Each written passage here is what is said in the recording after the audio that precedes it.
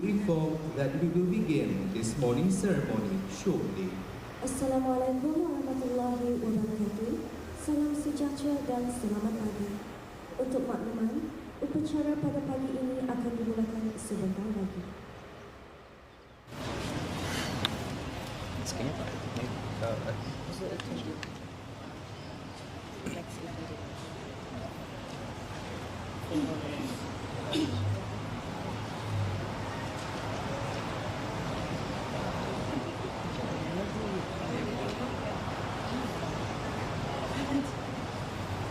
This is okay. So we have to wait until the Biasanya menunggu merah-merah dia punya so we're waiting for the queue.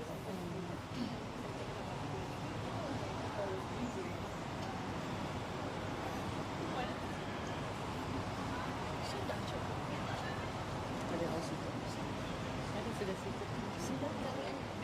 Bukan milik kau. Macam mana?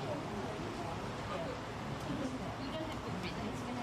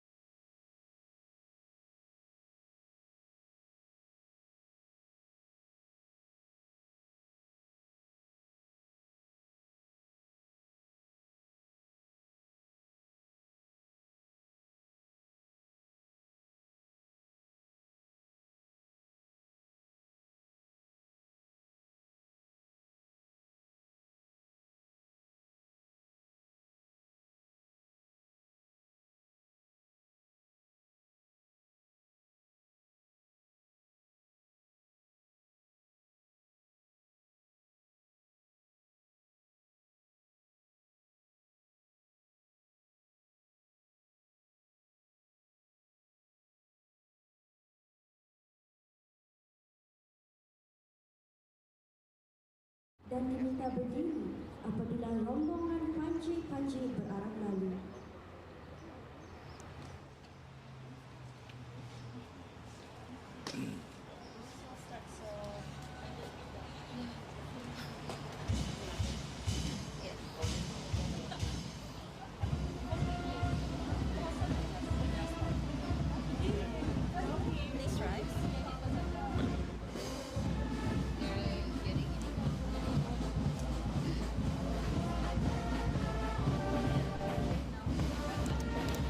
Distinguished guests, please rise. Sekecil dimohonkan kepada para junjungan untuk berdiri.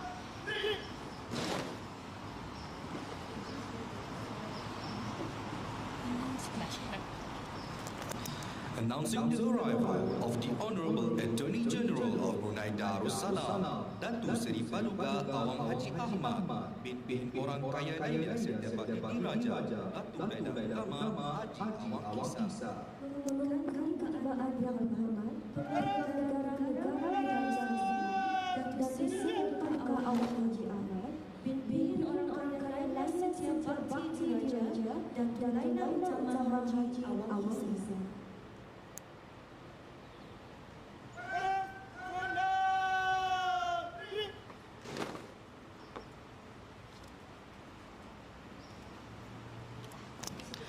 Announcing the arrival of the Honorable Chief Justice of the Supreme Court of Brunei Darussalam, His Lordship Datuk Seri Paduka Stephen Chong. Yang akan ada Ketua Hakim Mahkamah Besar Negara Brunei Darussalam Datuk Seri Paduka Stephen Chong.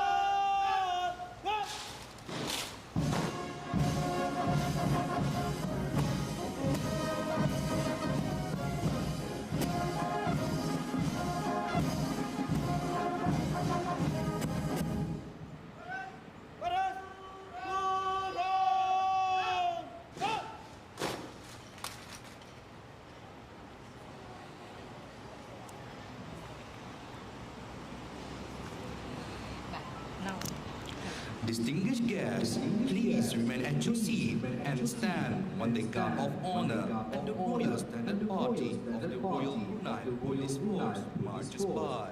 Para jangkauan khas sila kekal berada di tempat berdiri apabila pasukan kawalan kehormatan dan rombongan panci pasukan polis di Raja Brunei berarak lalu.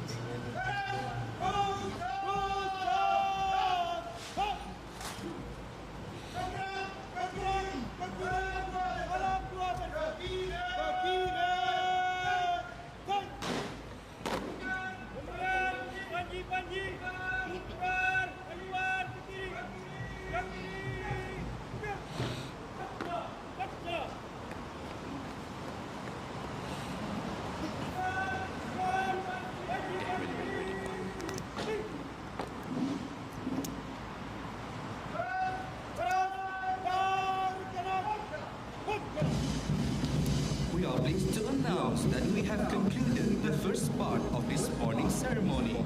To all distinguished guests, we cordially invite you to proceed to the High Court second floor for the next proceedings. Thank you.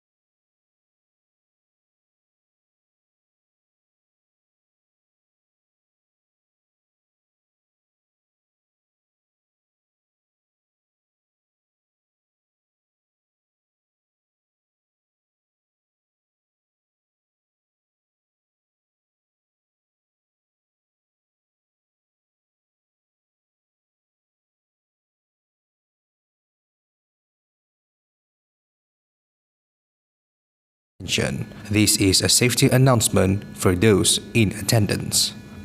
For your information, our safety team or the fire marshals are on standby in every exit doors of this court. In the event of in need of an evacuation, please remain calm and do not panic. Please do not use the elevators. Please proceed to the nearest exit doors and stairs as shown in the screen and head towards the assembly point outside the court building. Please approach any members of the judiciary should you require any assistance. Your safety is our priority. Thank you. Dipohonkan untuk mengambil perhatian, ini adalah makluman keselamatan bagi para jemputan. Untuk makluman, para petugas keselamatan ataupun fire marshal ada bersiap sedia di setiap pintu keluar di dalam mahkamah ini. Jika berlaku kecemasan, sila bertenang dan jangan panik. Jangan menggunakan lift. Sila pergi ke pintu-pintu dan tangga-tangga keluar yang terdekat seperti yang tertera di skrin dan beredar ke tempat berkumpul di luar bangunan mahkamah. Sila maklumkan kepada mana-mana kaki tangan mahkamah jika Auda memerlukan bantuan. Keselamatan Auda adalah keutamaan kami. Sekian, terima kasih. Ladies and gentlemen, may we have your attention. This is a safety announcement.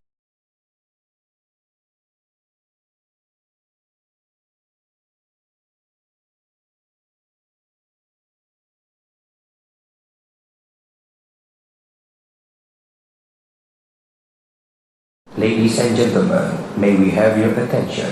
This is a safety announcement.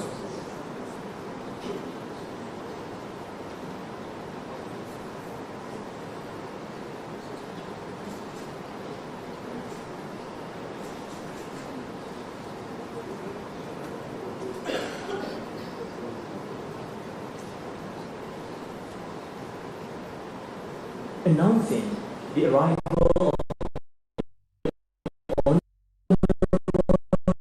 Justice Brunei Darussalam dan dipadasi yang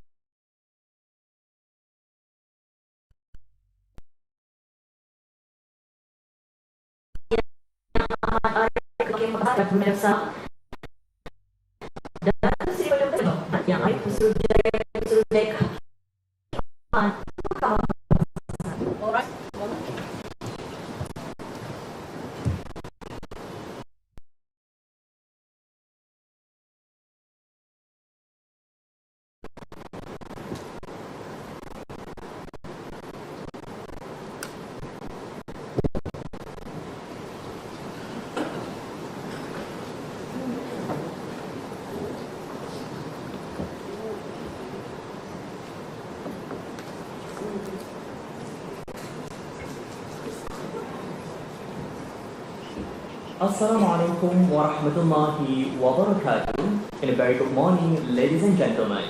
Welcome to the opening ceremony of the legal year 2024. Assalamualaikum warahmatullahi wabarakatuh. Selamat pagi dan selamat datang ke ucapan pembukaan tahun Undang-Undang 2024 diucapkan kepada hadirin yang dihormati sekalian.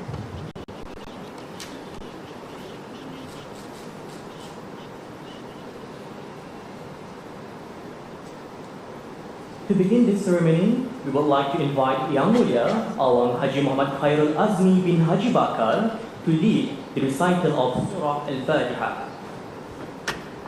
Majlis akan dimulakan dengan bacaan Surah Al-Fatihah yang akan dikepalai oleh Yang Mulia Awang Haji Muhammad Khairul Azmi bin Haji Bakar. Majlis mempersilakan.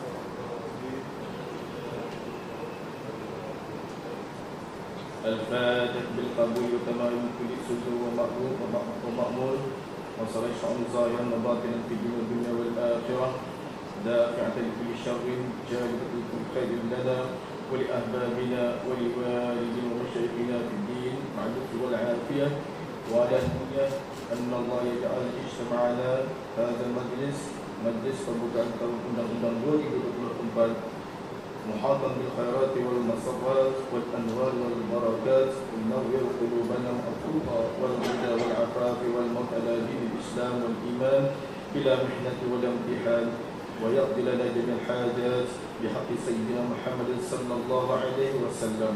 الفاتحة أسابكم الله. أعوذ بالله من الشيطان الرجيم. بسم الله الرحمن الرحيم.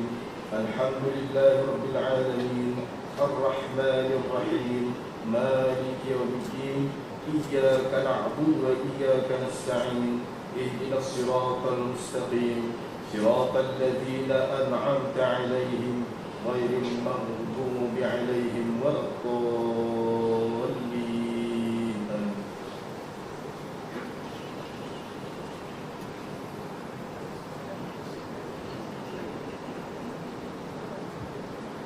We now invite the Honourable Chief Justice of the Supreme Court of Brunei Darussalam, Datuk Seri Paduka Stephen Chong, to deliver his speech. Majlis diteruskan dengan menjemput datang persilakan Yang Amat Arif Ketua Hakim Mahkamah Besar Datuk Seri Paduka Stephen Chong untuk menyampaikan ucapan. Yang berhormat Bin Orang Kaya Laila Setiabak Idiraja Datuk Laila Utama Haji Awang Isa Bin Datuk Perdana Menteri Datuk Laila Utama Haji Awang Ibrahim, Special Advisor to His Majesty the Sultan and Yang Di-Pertuan Brunei Darussalam, and the Minister of the Purposes Office, the Honourable Attorney General, Yang Amat Arif, Yang Berhormat Chief Shari Judge, President of the Law Society, members of the Bar, distinguished guests, ladies and gentlemen. On behalf of the judiciary, I'm pleased to welcome you to the opening of the legal year 2024. Thank you for taking time to join us this morning, and it is a pleasure to have guests from Asia and Singapore here today with us as well. As 2023 drew to a close, we witnessed a rapidly changing and uncertain world, from technological advancements to international conflicts. Against this backdrop, I would like to emphasize the importance of a well-functioning justice system for society, not only in terms of economic growth, but also for the community as a whole. A well-functioning justice system is one that helps individuals and families to move on and build a positive future. It includes a criminal justice system that deters people from committing crimes, and is one that helps businesses move forward and function with more stability and certainty in dealing with the disputes. The work of the courts underpins the everyday lives of those in our community, and while there are obvious challenges and demands to be faced in carrying out this work, I am steadfast in my belief that our judiciary's biggest asset is our people. It is our people who keep the courts running and who are dedicated and tireless in their efforts to serve the public in order to meet the needs of the community. However, it's important to recognize that we do not work alone in safeguarding our community, and that private practitioners, government council, and enforcement agencies all form part of the larger picture of our justice system. We have a shared responsibility to uphold the rule of law, and it is in this spirit that the legal fraternity gathers here today. Before I address our key developments over the last year, I would like to recount some welcome additions and changes to our bench and the legal profession. Firstly, I would like to extend a warm welcome to the Right Honourable Sir Peter Gross, who was appointed and sworn in as a Judicial Commissioner to our Court of Appeal in October 2023. Sir Peter Gross is a leading international commercial judge with a legal career spanning over 40 years. He brings a wealth of experience, and his appointment will strengthen the breadth and depth of the bench. Secondly, I extend my congratulations to our new cohort of 5 judicial officers who joined us last year. I welcome them all to the bench and look forward to seeing them in their new roles as magistrates and registrars. Both of these appointments give me optimism and confidence in helping to expedite disposal of criminal and civil cases and reducing backlogs, while ensuring that we maintain our standards and deliver quality justice. I also wish to congratulate the 5 senior members of our judiciary on their appointment as Judge Advocates to the Judge Advocates General. It is my hope that these additional appointments will further strengthen the bench with a broad and varied range of judicial experiences and skills. Next, I extend my deepest appreciation to Justice Michael Peterborough on ending his term as President of the Court of Appeal. I am grateful for his contribution to the Court of Appeal during his time as President and welcome his extension of service, where he will continue to serve in the Court of Appeal as Justice Appeal. I would also like to extend my appreciation to Justice Kanan Ramesh, who completed his term as a Judicial Commissioner of the Supreme Court in October 2023. It has been a pleasure to work with Justice Ramesh over the last 4 years, and we are grateful for his invaluable contribution to our judiciary. His successful tenure left an indelible mark on us and set a high standard for our judges and judicial officers to follow. I also wish to thank Judicial Commissioner Haji Abdullah Sofi,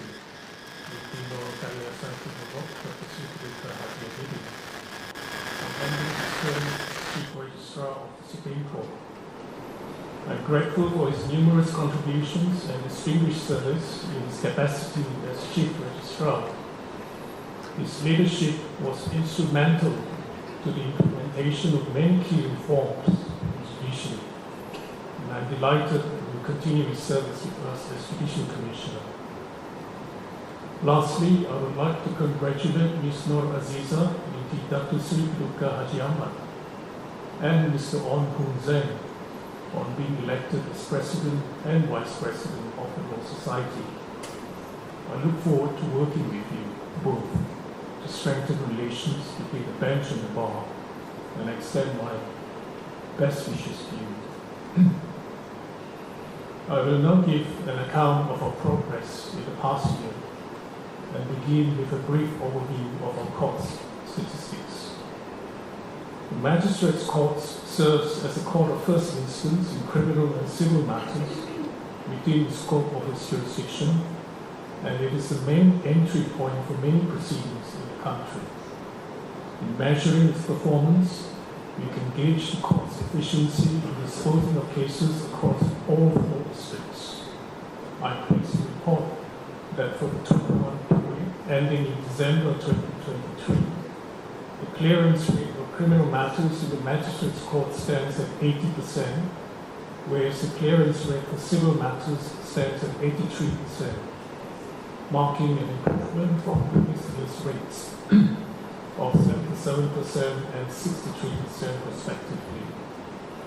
In terms of time taken for the delivery of judgments in the Magistrates' Courts, data has shown that 91.8% of judgments for criminal matters and 80% of judgments for civil matters were delivered within our target of between 1 to 2 months from the close of submissions. The number of civil and commercial cases filed in the Court of Appeal, High Court, Intermediate Court, and Magistrates' Courts have continued on an upward trend since 2022, again signaling a positive return for civil and commercial litigation post-COVID-19. I am pleased to report that in 2023, payments for composition and dividends have been declared in 545 cases, totaling $18,405,340.58, and that with effect from January 2024, the official receivers' chambers will fully implement payment of composition and dividends through online transactions. Official Receivers Chambers has also led initiatives to provide more resources online on the judiciary website on bankruptcy processes and procedures, and the step-by-step video on the stages on bankruptcy was also made available for members of the public.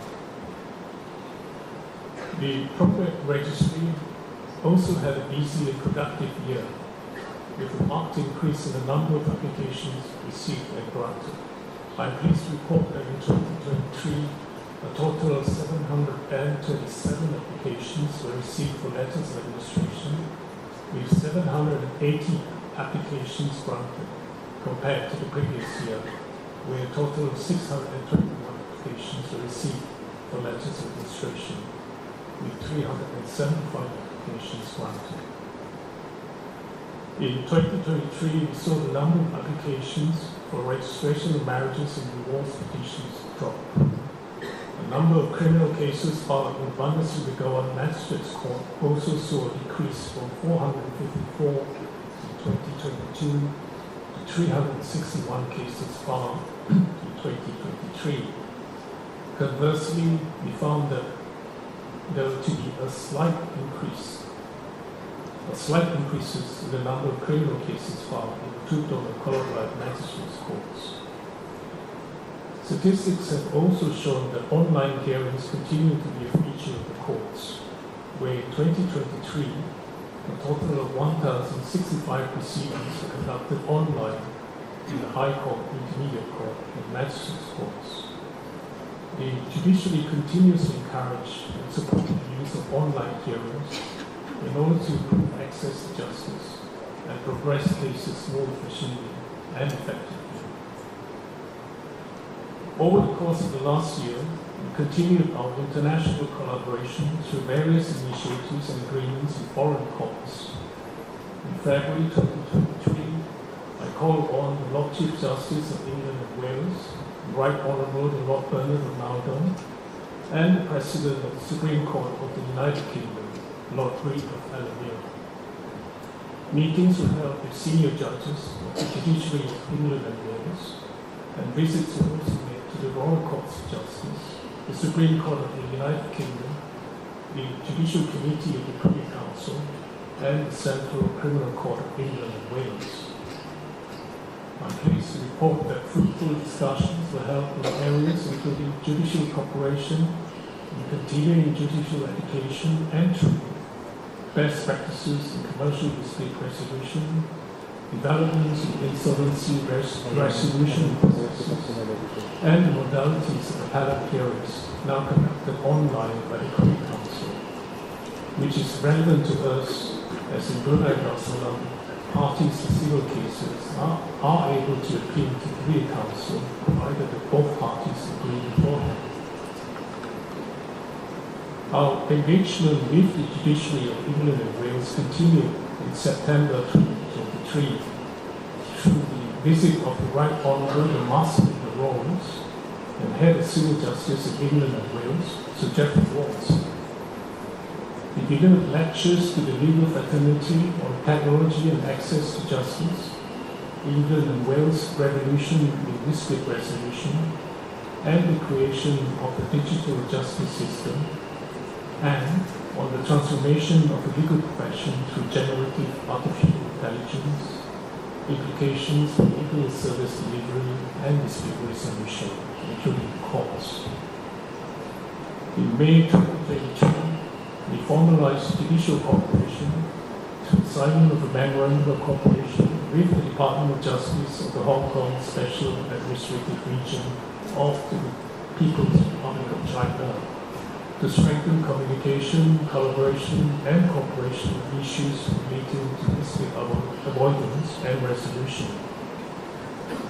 The signing of the MOC is a testament to the long history between Brunei Darussalam and Hong Kong SAR, where Hong Kong SAR has been a part of Brunei Darussalam's legal heritage for over 60 years. I call on the Secretary for Justice, Mr. Paul Lam, SC, of the Department of Justice, and Chief Justice Andrew Chiu, Chief Justice of the Court of Final Appeal, and held productive discussions on areas including case management, judicial training, the use of mediation, arbitration, and developments on the use of technology in court. In July 2023, a Memorandum of Understanding was signed with the Supreme Court of Singapore, which put in place an institutional framework for the continuation and strengthening of cooperation between our two judiciaries. Building on from this, Brunei Darussalam and Singapore will hold annual consultations in furtherance of the MOU, and a working group was established with judges and judicial officers from the two judiciaries that will consult with myself and Chief Justice Sundaresh Menon as to the program for judicial cooperation, which is to be developed with concrete deliverables and tangible areas of collaboration in mind. In July 2023, I also called on the Right Honourable Tun Tengku Maimun Tuan, Chief Justice of Malaysia, for a bilateral discussion on judicial cooperation and made my first visit to the Palace of Justice in Putrajaya, Malaysia.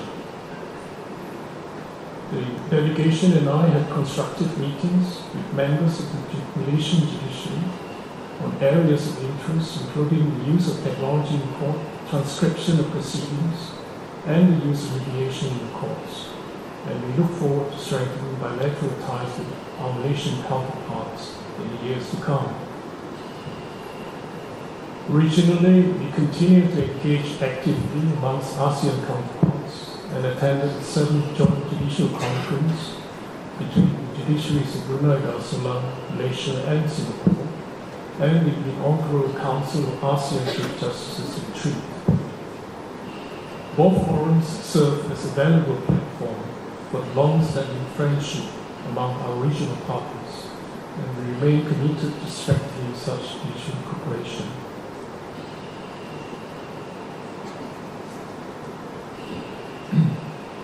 On to the legal profession. I wish to mention the difficulty we have faced in getting practitioners to take on legal aid assignments for capital cases. Reasons for refusal given by counsel include fees being too low and their ongoing work commitments. While the judiciary is aware of the various challenges of practice at the bar, I stress the need for a change of mindset in the profession.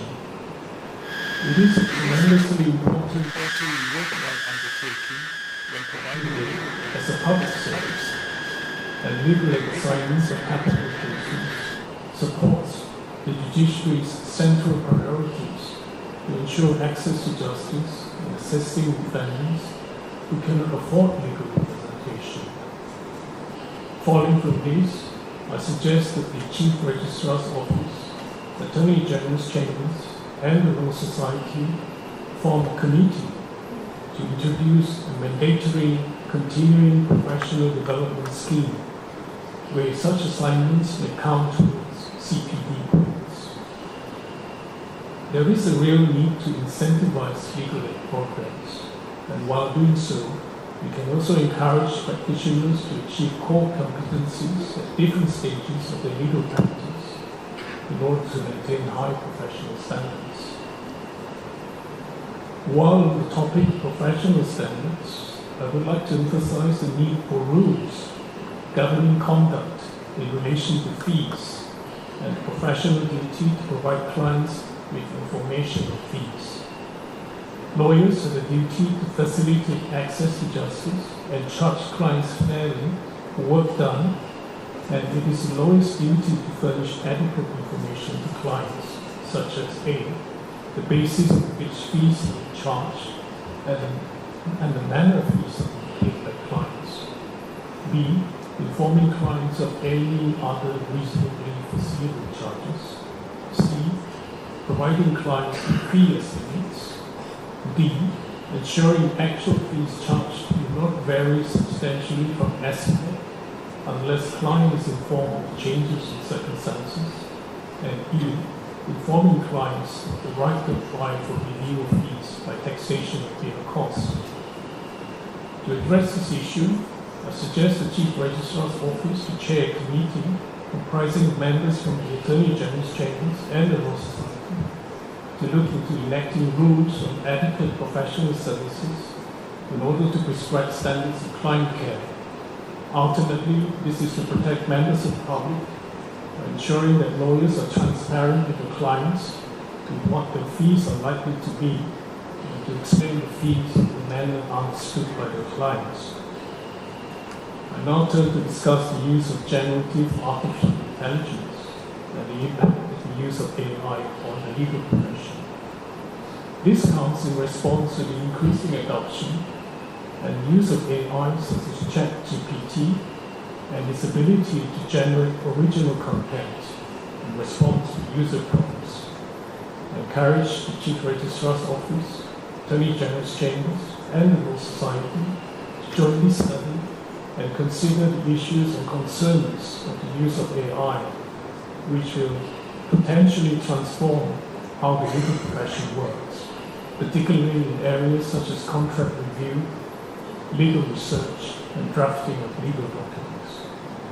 There is a need to ensure that AI is used responsibly and ethically so that legal professional standards of honesty and integrity can be upheld.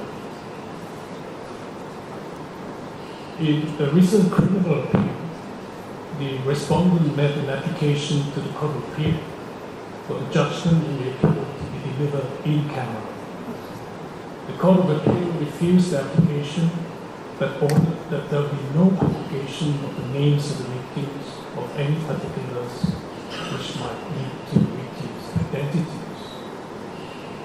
Judges and judicial officers maintain the rule of law and administer civil and criminal justice according to the law.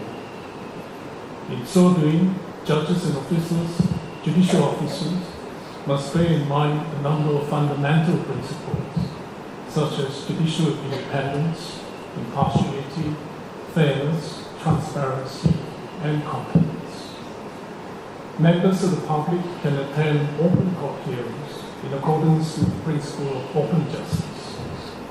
Judges and judicial officers sit in open court, giving reasons for their decisions, and are subject to review by a higher court. The work of the judiciary is therefore open to public scrutiny and provide a form of accountability, and that is consistent with judicial independence. The judiciary adheres to these fundamental principles in striving to provide an efficient, effective, fair, and accessible administration of justice. Respect for society for the law and public trust and confidence in the judiciary go hand in hand when upholding the rule of law. Before I conclude, I would like to pay tribute to our members of staff who passed on last year. We mourn their passing and remember their many contributions to the judiciary. We extend our deepest condolences to their families and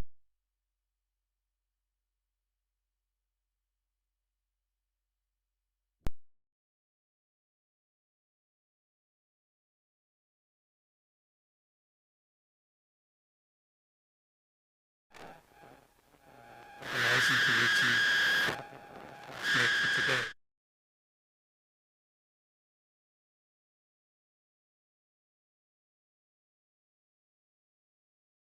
Department of Environment, Policy and Recreation, and the Accident Emergency Department of Newcastle Hospital for their valuable assistance and continued support. I'm also grateful to the Commissioner of Police, the Guard of Honor. Thank you very much for your attendance today, and my best wishes and good health to you all for the new year.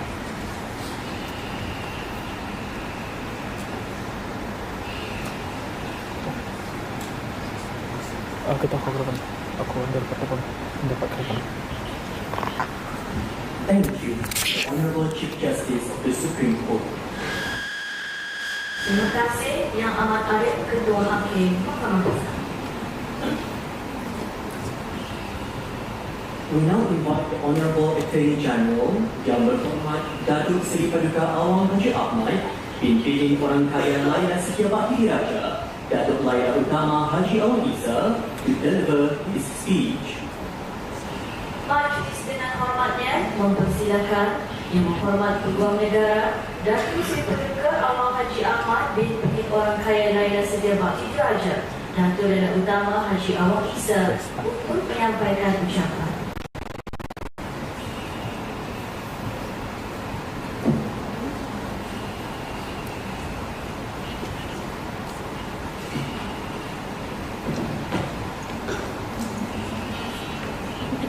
Bismillahirrahmanirrahim. Assalamualaikum warahmatullahi wabarakatuh. Good morning. Dapat masuk roll. My Lord Chief Justice Datuk Seri Paduka Stephen Chong, Yang Berhormat Pimpinan Orang Kaya Layan Setia Bakti Diraja, Datuk Layar Utama Haji Awang Isa bin Datuk Layar Utama Haji Awang Isa, Special Advisor His Majesty the Sultan Yang Berhormat Brunei Darussalam, and Minister in the Prime Minister's Office, Yang Mahathir Yang Berhormat Chief Syariah Judge, my learned friend, President of the Law Society, Honourable Justices, Excellencies and members of the Diplomatic Corps, members of the Bar, distinguished guests, ladies and gentlemen. My Lord, it gives me great pleasure to be able to address your Lordship on this important day in the legal calendar, the opening of the 2024 legal year. My heartfelt appreciation to the judiciary for a warm welcome on this special occasion. As we stand on the threshold of a new year, it is natural to look back and acknowledge both the triumphs and challenges, gain insights into lessons learned and growth achieved. In my address last year, I called our attention to the rule of law and the Attorney General's Chamber's ongoing plans of collaboration and engagement in the pursuit of impartial justice, fair processes, equal treatment, and accountability. In line with the theme of collaboration and engagement, my chambers participated in many international conferences, such as the 13th ASEAN-China Prosecutors General Conference, the ASEAN-Japan Special Meeting of Justice Ministers in commemoration of ASEAN-Japan relations, and the inaugural interface session between the Justice Ministers of ASEAN and the G7. These were key milestones in building trust and enhancing cooperation in the field of law and justice in the region and beyond. Within Brunei, we were active in various programs and events. Highlights include the successful hosting of the first ASEAN Ministers Attorney General's meeting of the Central Authorities on Mutual Legal Assistance in Criminal Matters. We also had the honour of welcoming a legislative drafting consultant, a former parliamentary draftsman from the Singapore ADC, whose expertise was gladly received. Our outreach efforts of training and lectures to relevant stakeholders continued apace in 2023, particularly in the area of law enforcement and prosecution. One notable outcome was the public prosecutor's success in the Court of Appeal, whereby an acquittal for the offence of aggravated modesty by person in position of trust. One initiative for the Criminal Justice Division that I am especially anticipating this year is the escalating of our relationship with the Attorney General's Chambers of Singapore. We will be sending a number of officers to Singapore to not only undergo a basic prosecutor's course, but also for extended work attachments within the Singapore Attorney General's Chambers. This is an invaluable opportunity for Counsel to gain first-hand experience, learning and working alongside their experienced counterparts in Singapore. I would like to take this moment to express my sincere gratitude to your Lordship and the Law Society for extending invitations to my chambers to participate in events and talks organised by the Judiciary and the Law Society, as well as our external partners for making these valuable learning opportunities possible. My Lord, the ADC continues to be guided by our vision of excellence in legal service, to uphold the rule of law and safeguard Brunei's interests. The ADC plays a pivotal role in supporting the government with its efforts to ensure peace and stability, as well as social security for our people. In addition to advising the government on the proper implementation of the law, it is crucial to ensure fair governance and accountability for all administrative bodies. It is incumbent on us to guide regulatory authorities and enforcement agencies with the proper interpretation of the law and the adoption of good governance in conformity with the laws, regulations, and policies. Our duty and authority as custodians of the rule of law has been clearly expressed in His Majesty's Dicta during an unscheduled visit to an enforcement agency in 2022, where His Majesty stated, "Sekiranya betul berlaku jenayah, maka pada ketika itu memang menjadi hak dan kewajipan bagi pihak berkuasa untuk menangani dengan undang-undang untuk memutuskan salah atau tidak." Going on to other areas, the Legislative Drafting Division has advised and worked with various ministries, departments and agencies to translate policy decisions into legislation. These have included the National Retirement Scheme Order 2023, together with the National Retirement Scheme Rules 2023, which will improve the provision of social security facilities for all employees in Brunei Darussalam, and the Employment Minimum Wage Order 2023, where establishing a baseline level of compensation for workers is a strong step towards ensuring social stability. Further, the AGC has worked closely with government agencies to respond to the challenge of an increasingly interconnected world where digital landscapes transcend physical borders and high-tech crimes are on the rise. Brunei is not immune to these cybersecurity threats and has experienced several small-scale attacks from intrusions and online fraudulent activities to radicalizing propaganda.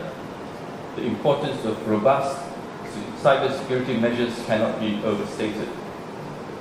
The Cybersecurity Order 2023 is one initiative aimed at safeguarding our peace and stability in the digital domain. It is the culmination of a long-running campaign by the AGC since 2013 to raise awareness on the dangers of cybercrime. This order strengthens our ability to quickly respond to threats and facilitate investigations and prosecution of such crimes. I look forward to the establishment of additional guidelines and laws, such as the Personal Protection Order and Code of Practice for Critical Information Infrastructure. Such guidelines will facilitate the implementation of the Cybersecurity Order towards a safer digital environment. As our society's digital transformation accelerates, vigilance and cooperation between legal counsel and organizations is required. Digital technologies have also introduced new challenges and opportunities for people to innovate. The establishment and safeguarding of strong intellectual property frameworks demonstrate a commitment to the rule of law and encourages economic development.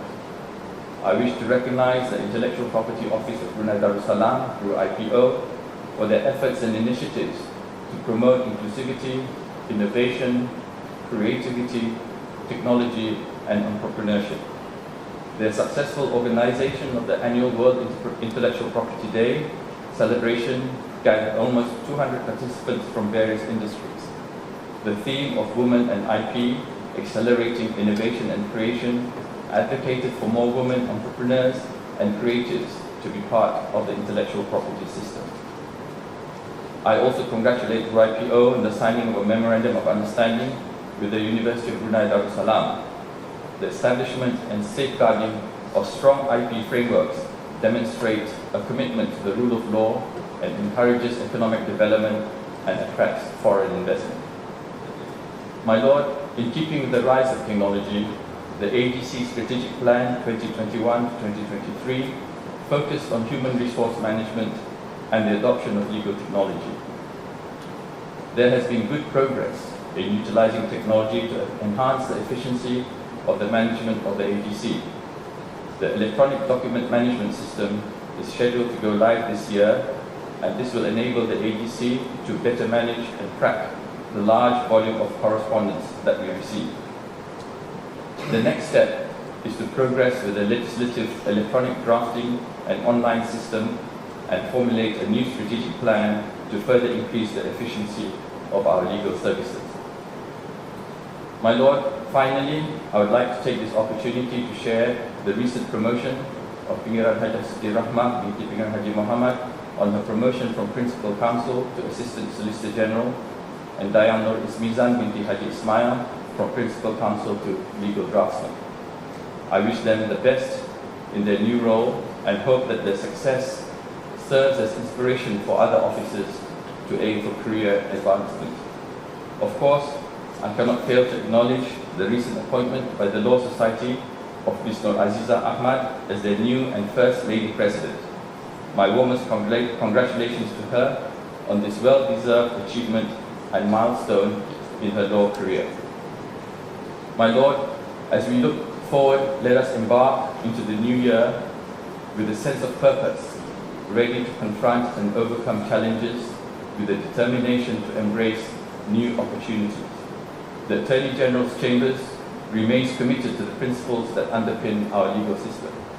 We must continue to invest in the skills of our officers, particularly in specialized areas. Our ability to navigate the complexities of a constantly evolving legal and social landscape depend on a comprehension of the law that goes beyond mere memorization of statutes and case law.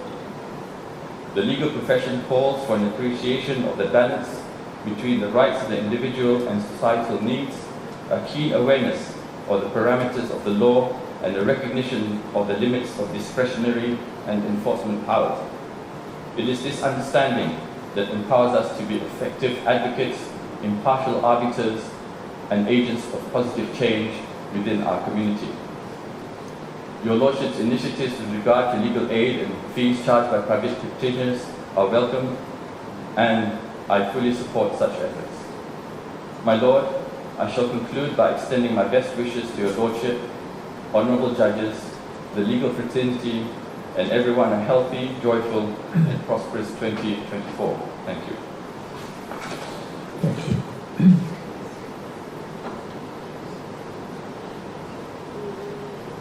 Thank you to the Honourable Attorney General. Terima kasih Yang Berhormat Peguam Negara. We now call upon the President of Law Society of Brunei Darussalam, Yang Mulia Nur Azizah binti Datuk Seri Paduka Haji Ahmad, to deliver her speech. Seterusnya, majlis menjemput Yang di-Pertua Persatuan Undang-Undang Negara Brunei Darussalam, Yang Mulia Nur Azizah binti Datuk Seri Paduka Haji Ahmad untuk menyampaikan ucapannya. Majlis mempersilakan. My Lord Chief Justice, Datuk Seri Paduka Stephen Chong, Yang Berhormat Pihin Orang Kaya Laila Setia Bakti Diraja, Datuk Laila Utama Haji Awan Isa, dan Pihin Datuk Perdana Menteri Datuk Laila Utama Haji Awan Ibrahim, Special Advisor to His Majesty the Sultan and Yang di-Pertuan of Brunei Darussalam, and Minister at the Prime Minister's Office, Yang Ahmad Arif Yang Berhormat Chief Shari Judge, the Honourable Justices of the Supreme Court, the Honourable Attorney General, Your Excellencies of the Diplomatic Corps, my learned friends from the legal profession, distinguished guests, ladies and gentlemen. A very good morning to one and all at this distinguished occasion, the opening of the legal year 2024. I also extend a very warm welcome to the members of foreign bars that have kindly taken the time out of their undoubtedly busy schedule to join us from around the region.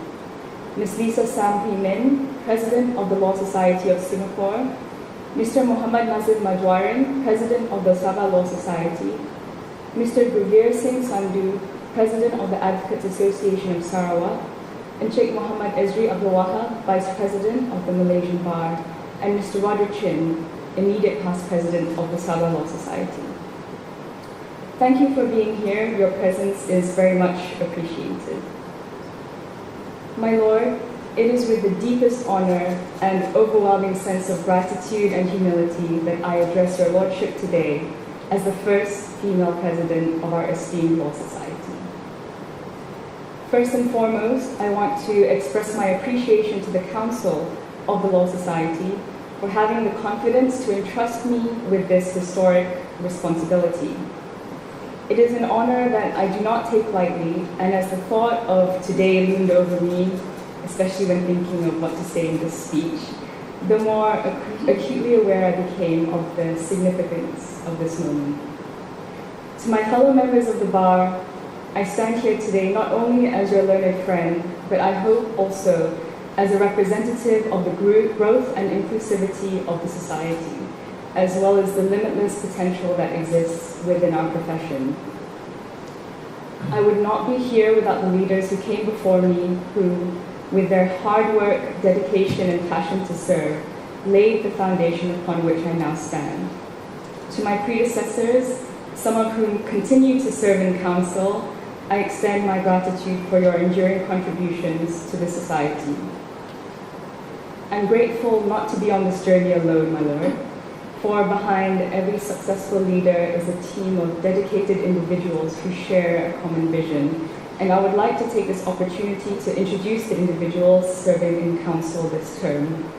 They are Mr. Zeng On, who is our Vice President and immediate past President, Ms. Nabila Zainal Abidin, who is our Treasurer, Ms. Navrita Kaur, our Secretary, Mr. Ahmad Basuni Haji Abbas, Mr. Penguruan Aizad Ryan bin Penguruan Laila Khanul Diraja Penguruan Haji Bahrain, Mr. Haji Muhammad Zainidi bin Haji Abdul Hamid, Mr. Jonathan Chok, Ms. Evelyn Lee, Mr. Cornelius Young, Mr. Cedric Liu, Datin Nur Hayana Janice binti Abdullah Lim, who is our AGC representative, and Ms. Veronica Rajakani, who is our Foreign Counsel.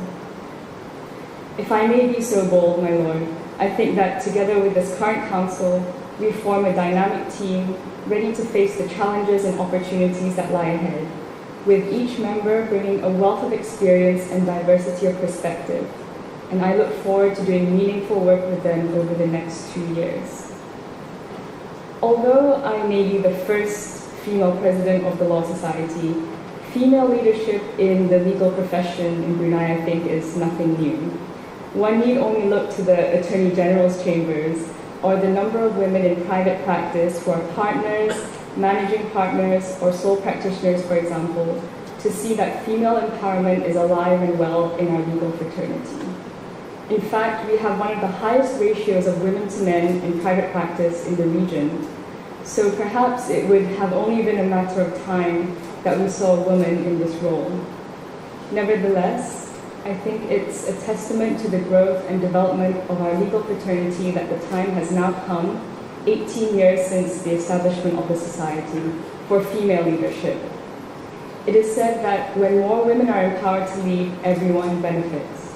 Decades of studies show women leaders help increase productivity, enhance collaboration, inspire organizational dedication, and improve fairness. And I certainly intend on making this true with the work I shall undertake over the next 2 years in service to the society. My Lord, as we look ahead to the challenges that await us in the coming legal year, it is incumbent on me to confront the many pressing issues the legal profession faces. Among these, I wish to highlight 3 in my speech today. The first is on integrity of the legal profession. Over the last few years, my Lord, we have seen a number of complaints against practitioners. As a result of some of these complaints being heard in court, the legal profession seems to be under the spotlight in a distinctly unfavorable light.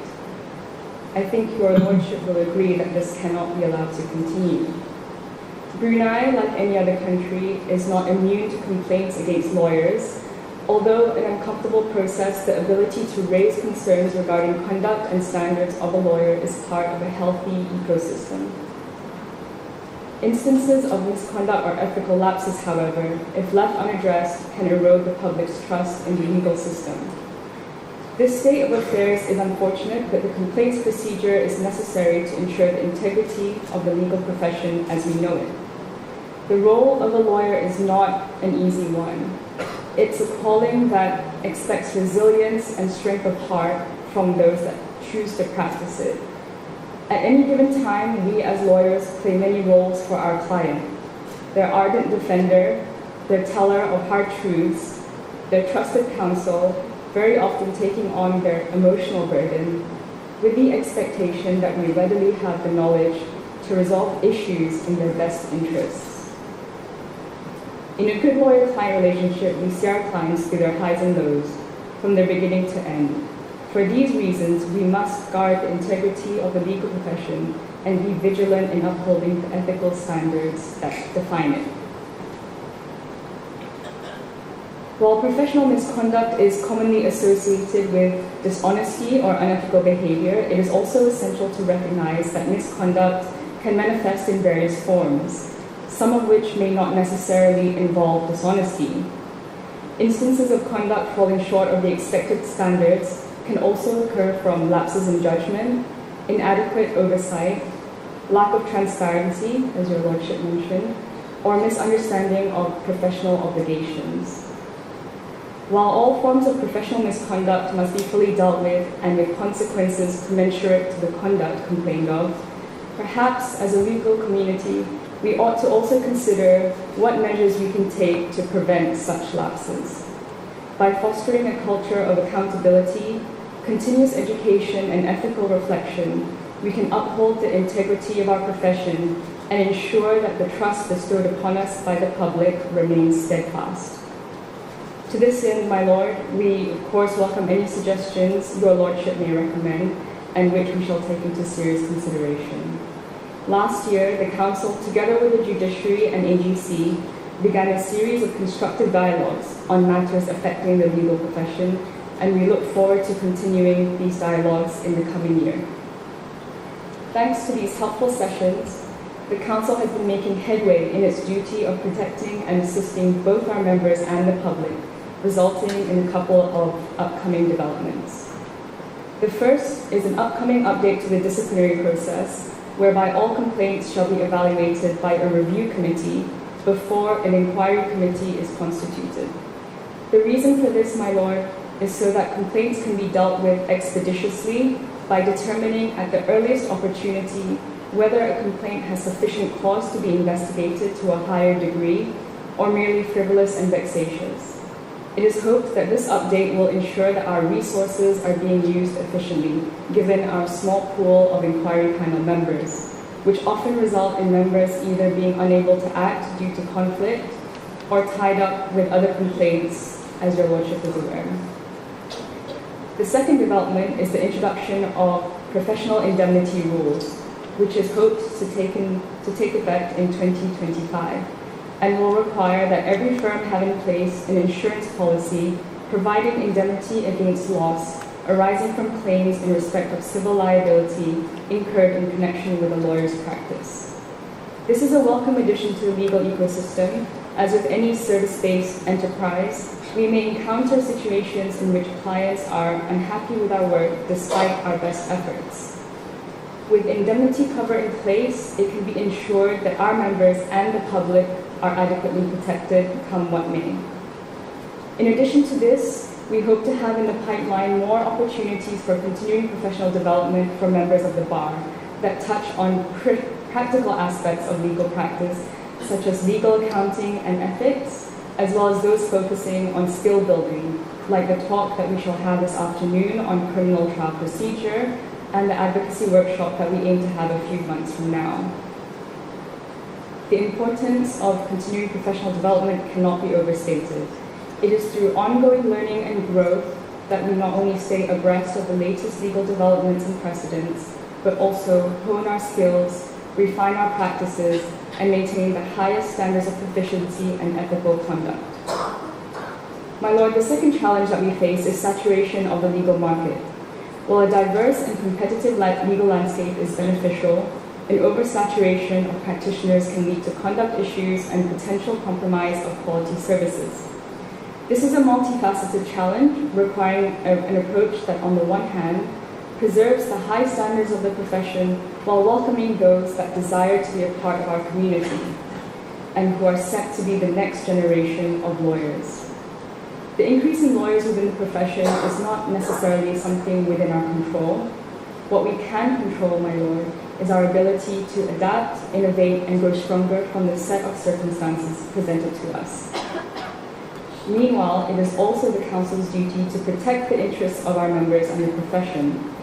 I do not presume to have the answers to this yet, my Lord, but I am optimistic that shining a light on this issue can start the conversation on how we can tackle this as a community.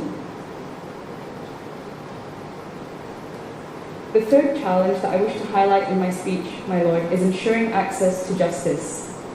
This represents a continuous and crucial challenge for which the Council's efforts are unceasing and go hand in hand with the upholding of the rule of law. Economic disparities, geographical constraints, and other barriers can impede individuals from seeking and receiving the legal representation they deserve. It is our duty to address these impediments and champion initiatives that uphold the rule of law, promote inclusivity, and make justice accessible to all, regardless of background or circumstance. An issue that was brought to the Council's attention last term was the situation faced by Defence Counsel when meeting with their incarcerated clients, and which arose from health and safety protocols initially introduced during the COVID pandemic. This included measures such as meeting behind glass screens and communicating via intercom. Such measures, while understandable during the pandemic, affect Defence Counsel's ability to conduct an effective and, more importantly, private consultation with their clients in order to obtain instructions.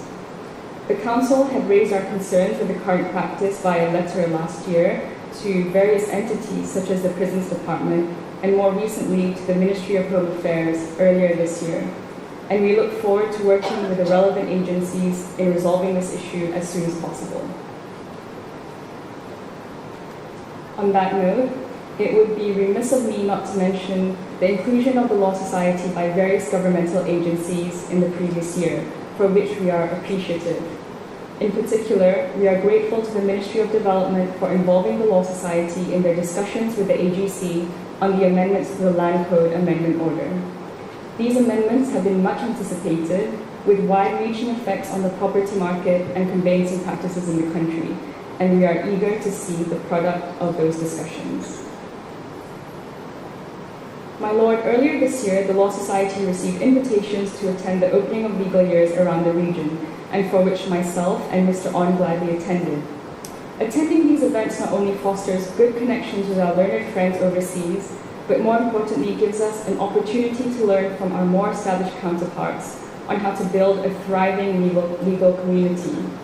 More than just good memories, we bring back lessons learned from these visits, which I hope we can turn into positive change here. In Singapore, the discussion centered around professional longevity and AI, while in Kota Kinabalu, I witnessed the amazing level of community outreach undertaken by the legal community there.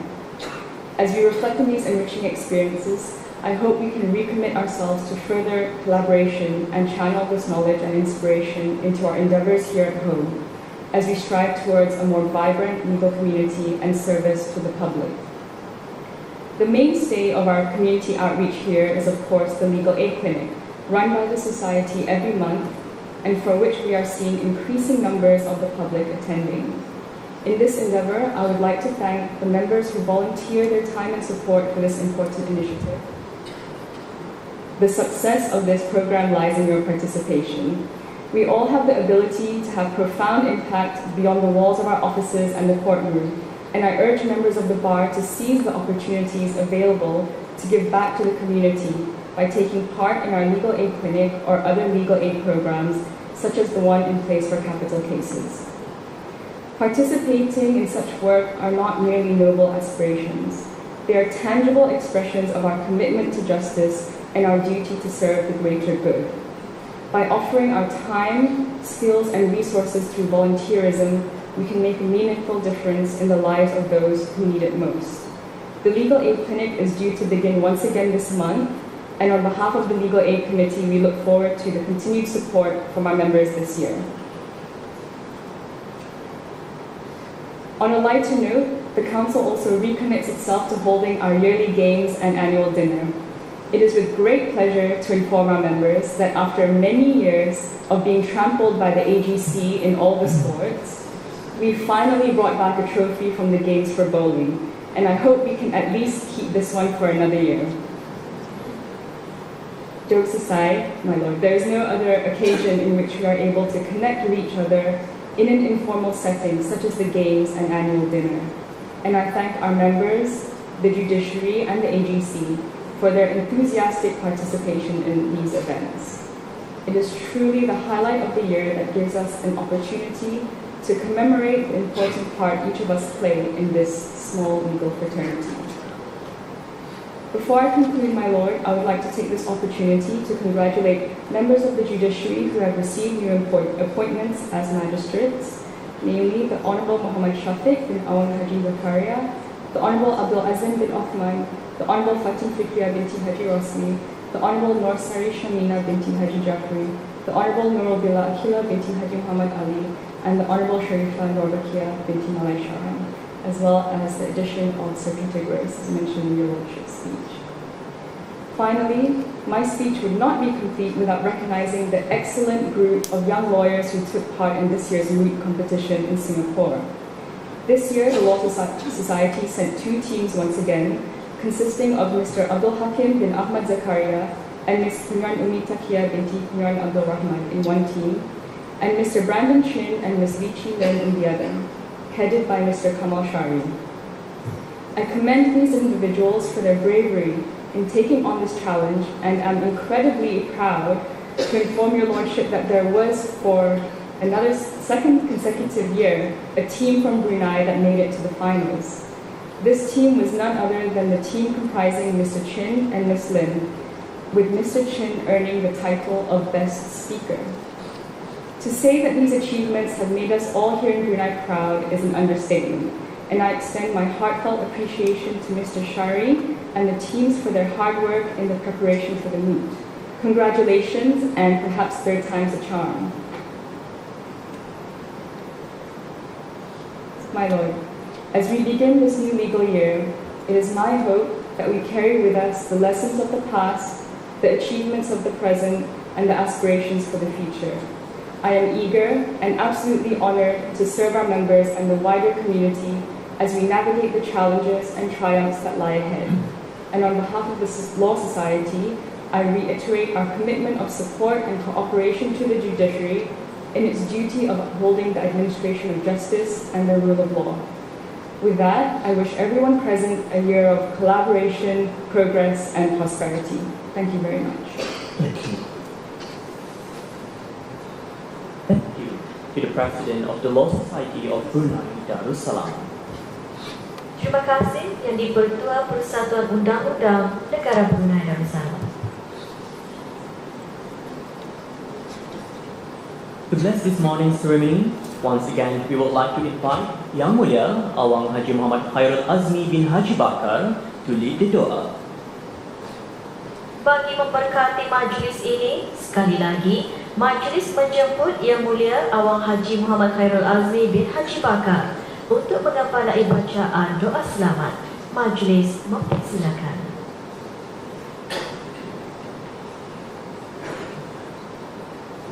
Bismillahirrahmanirrahim. Alhamdulillah katsiran tayyiban mubarakan fi mubarakan alayhi kama yuhibbu rabbuna wa yarda. Allahumma salli wa sallim ala sayyidina Muhammad zil qadril azim wa ala ali nabiyil azim wa ala ashabil azam. Allahumma inna nas'aluka bi annaka alhamdu la ilaha illa anta al-hannan ya mannan badi'us samawati wal ard zul jalali wal ikram ya hayy ya qayyum. Allahumma alif baina qulubina 'ala al-khair wa aslih zata bainina wahdina subul as-salam wa najjina min adh-dhulumati ila an-nur wa jannibna al-fawahisha ma zahara minha wa ma batan. Allahumma rabb Jibril wa Mika'il wa Israfil فاطر السماوات والأرض عالم الغيب والشهادة أنت تحكم بين عبادك فيما كانوا فيه يختلفون اهدنا لما اختلف فينا الحق بإذنك إنك تهدي من تشاء إلى صراط مستقيم. اللهم بارك لنا في أسماعنا وأبصارنا وقلوبنا وأزواجنا وأرزاقنا وآرائنا في مجلسنا هذا وتب علينا إنك أنت التواب الرحيم واجعلنا شاكرين نعمتك مسلمين بها قابلين لها وأتمها علينا. اللهم إنا نسألك خير هذا المجلس وبركته أوله وآخره وما بعده ونعوذ بك من شره وآفاته أوله وآخره وما بعده. اللهم إنا نعوذ بك من شرور أنفسنا ومن سيئات أعمالنا. اللهم اكتب بنا في تيسير كل عسير فإن تيسير كل عسير عليك يسير. اللهم طهر قلوبنا من النفاق وأعمالنا من الرياء وألسنتنا من الكذب وأعيننا من الخيانة فإنك تعلم خائنة الأعين وما تخفي الصدور. اللهم إنا نسألك ونتوجه إليك بنبيك الأمين والأنبياء والأولياء الصالحين ونسألك بأسمائك الحسنى وصفاتك العظمى وكلمتك التامة أن تلحظ بعين عنايتك الربانية وتحفظ بحفظ طائفك السمدانية عظمة السلطان وبعدولية مهامولية والكسر من السلطان حجي حسن البلقية في الدين والدولة ابن المرحوم سلطان حجي عمر علي سيف الدين سعد الخير الدين سلطان dan di Pertuan Negara Brunei Darussalam. اللهم احفظه في نفسه وأهله وأولاده وأحفاده وقرابته ورعيته أجمعين. اللهم أعده متمتعا بطول البقاء متوليا بالدين الصحة والهناء. اللهم اعطه عمره مصلحا للموظفين والرعية والبلاد وبلغ مقاصده بطريق الهدى والرشاد. اللهم اجعل مملكته negara Darussalam مأمورة بالتقدم والسلام والعدل والصلاح والبركة بين الأنام والرخاء والأمن والنصر وسائر بلاد الإسلام. اللهم دفع عنا وأنصرنا البلاء والوباء والأمراض والأسقام وأزل عنا عن شكوك والأوهام بمنك وكرمك يا ذا الجلال والإكرام. ربنا ظلمنا أنفسنا وإن لم تغفر لنا وترحمنا لنكن خاسرين. ربنا آتنا في الدنيا حسنة وفي الآخرة حسنة وقنا عذاب النار. وصلى الله على سيدنا محمد وعلى آله وصحبه وبارك وسلم والحمد لله رب العالمين. تقبل الله منا ومنكم. Amin, Amin, Ya Rabbal Alamin. This marks the end of the opening ceremony of legal year 2024. On behalf of the organizing committee, we would like to extend our highest appreciation to all who are present this morning and to extend the invitation for some light refreshments at the ground floor level. Thank you for your presence and participation. We wish all of you a safe and prosperous year ahead. Amin, amin, ya Rabbal Alamin. Hadirin sekalian, berakhirlah sudah Majlis Pembukaan Tahun Undang-Undang 2024. Bagi peserta kuasa penganjur, kami ingin merakamkan setinggi-tinggi penghargaan atas kehadiran para jemputan pada pagi ini. Dan dengan ini menjemput para hadirin untuk menikmati hidangan ringan di tingkat bawah. Terima kasih atas kehadiran dan penyertaan semua. Semoga tahun 2024 ini menjadi tahun yang lebih cemerlang dan dikurniai keselamatan yang berpanjangan. Assalamualaikum warahmatullahi wabarakatuh. All right.